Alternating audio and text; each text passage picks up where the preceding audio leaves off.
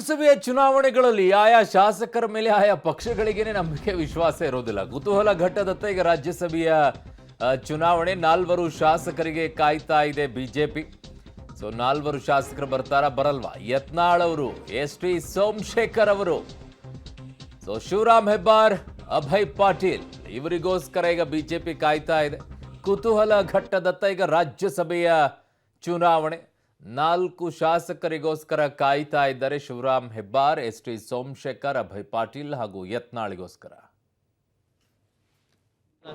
ನಾವು ಮಾಡಿದ್ದೀವಿ, ಕಾಯ್ದು ನೋಡ್ರಿ, ಇನ್ನೂ ಸಮಯ ಇದೆಯಲ್ಲ, ನಾವು ಗೆಲ್ತೀವಿ.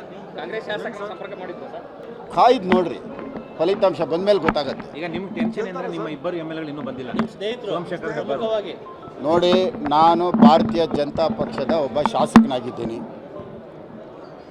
ನನ್ನ ಕೃತಜ್ಞತೆ, ಪಕ್ಷಕ್ಕೆ ನಿಷ್ಠೆಯಾಗಿ ವೋಟ್ ಮಾಡಬೇಕಾದ್ರೆ ನನ್ನ ಧರ್ಮ, ಅದನ್ನು ನಾನು ಪಾಲಿಸ್ತಾ ಇದ್ದೀನಿ. ಬೇರೆದ್ರ ಬಗ್ಗೆ ನಾನು ಚರ್ಚೆ ಮಾಡಲ್ಲ. ನಾನು ಬೇರೆದ್ರ ಬಗ್ಗೆ ಮಾತಾಡಲ್ಲ. ಕೃತಜ್ಞತೆಯಿಂದ ನಾನು ನನ್ನ ಪಕ್ಷಕ್ಕೆ ವೋಟ್ ಮಾಡ್ತೀನಿ, ಭಾರತೀಯ ಜನತಾ ಪಾರ್ಟಿ.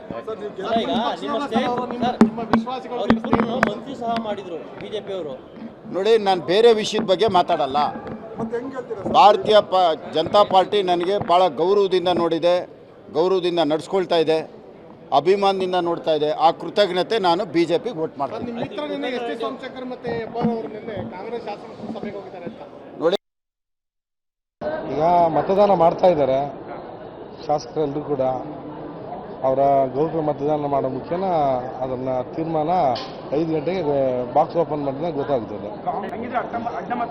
ಯಾವಾಗೂ ಹಂಗೆ ಹೇಳೋದು ಎಲ್ಲರೂ ಅಷ್ಟೇ. ಆದಮೇಲೆ 5 ಗಂಟೆ ಹತ್ತದ ನಂತರ ಗೊತ್ತಾಗುತ್ತೆ ಏನಂತ ಪರಿಸ್ಥಿತಿ.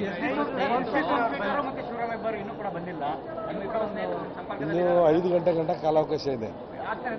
ಅಲ್ಲ, 5 ಗಂಟೆ ಗಂಟ ಕಾಲಾವಕಾಶ ಇದೆ. ನಾನು ಭಾರತೀಯ ಜನತಾ ಪಕ್ಷದ ಒಬ್ಬ ಕಟ್ಟಾಳಾಗಿ ಭಾರತೀಯ ಜನತಾ ಪಕ್ಷಕ್ಕೆ ಮತವನ್ನು ಮಾಡೋಂಥ ಕೆಲಸ ಇವತ್ತು ನಾನು ಮಾಡಿದ್ದೀನಿ. ಆಗಿದೆ. ಸೊ ಅದು ಏನೇ ಎಷ್ಟೇ ಬಂದು ಮುಂದೆ ಹೇಳಿದ್ರೂ ಸಹ ಏಜೆಂಟ್ಗಳಿಗೆ ಗೊತ್ತಾಗುತ್ತೆ ಯಾರು ಯಾರಿಗೆ ಮತ ಹಾಕಿದ್ದಾರೆ ಅನ್ನೋದನ್ನು. ಸೊ ಹಾಗಾಗಿ ಬಿ ಜೆ ಪಿಗೆ ವಿಶ್ವಾಸ ಇದೆ. ಬಿ ಜೆ ಪಿಗೆ ಯಾವ ಸಮಸ್ಯೆನೂ ಆಗಲಿಕ್ಕಿಲ್ಲ. ಇಲ್ಲಿ ಬಿ ಜೆ ಪಿ ಒಂದು ಅಭ್ಯರ್ಥಿಯನ್ನು ಕಣಕ್ಕಿಳಿಸಿದ್ದಾರೆ, ಹಣ್ಗೆ ಅವರಿಗೆ ಸಿಗುತ್ತೆ. ಇನ್ನೊಂದು ಕಡೆಗೆ ಕಾಂಗ್ರೆಸ್ನಲ್ಲಿರುವಂಥವ್ರು 3 ಅಭ್ಯರ್ಥಿಗಳು ಅವ್ರಿಗೆ ಹಾಗೆ ಆಗುತ್ತೆ. ಬಟ್ ಇರುವಂಥದ್ದು 5ನೇ ಅಭ್ಯರ್ಥಿಯಾಗಿ ಕಣಕ್ಕಿಳಿದಾರಲ್ಲ ಕುಪೇಂದ್ರ ರೆಡ್ಡಿ ಅವರು, ಅವರಿಗೆ ಹೇಗೆ ಅನ್ನುವಂಥದ್ದು ಲೆಕ್ಕಾಚಾರ ಇಲ್ಲಿ. ಜೆಡಿಎಸ್ ಶಾಸಕಿ ಕರೆಮ್ಮ ನಾಯಕ್ ಅವರಿದ್ದಾರೆ. ಮೇಡಮ್, ಮತ ಹಾಕೋದಕ್ಕೆ ಈಗ ಸೂಚನೆ ಕೊಟ್ಟಿದ್ದಾರೆ, ನೀವು ಬರಲ್ಲ ಅನ್ನೋ ಅನುಮಾನ ಇತ್ತು.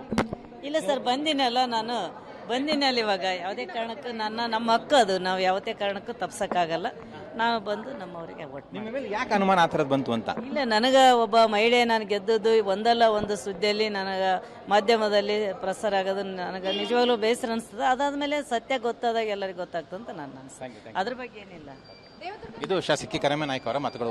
ನನ್ನ ಮೇಲೆ ಅನುಮಾನ ಬಂತು, ಸುಮ್ಮನೆ ಅನುಮಾನ ಮಾಡಿದ್ರು. ಬಟ್ ನನ್ನ ಪಕ್ಷದ ನಿಲುವು ಏನಿದೆ ಅದನ್ನು ಪಾಲಿಸ್ತೇನೆ, ಸೂಚನೆ ಏನಿದೆ ಅದನ್ನು ಪಾಲಿಸ್ತೇನೆ ಅಂತ ಹೇಳಿದ್ದಾರೆ. ಕ್ಯಾಮ್ರಾಮನ್ ಗಣೇಶ್ ಜೊತೆ Masood, public TV, Bengaluru. So ಹಲವರ ಮೇಲೆ ಹಲವು ರೀತಿಯಾದಂಥ ಅನುಮಾನಗಳು ಬರೋಕ್ಕೆ ಹಲವು ರೀತಿಯಾದಂತಹ ಮಾತುಗಳು, ಹಲವು ರೀತಿಯಾದಂಥ ನಡವಳಿಕೆಗಳು ಅದಕ್ಕೆ ಕಾರಣವಾಗಿರುತ್ತೆ.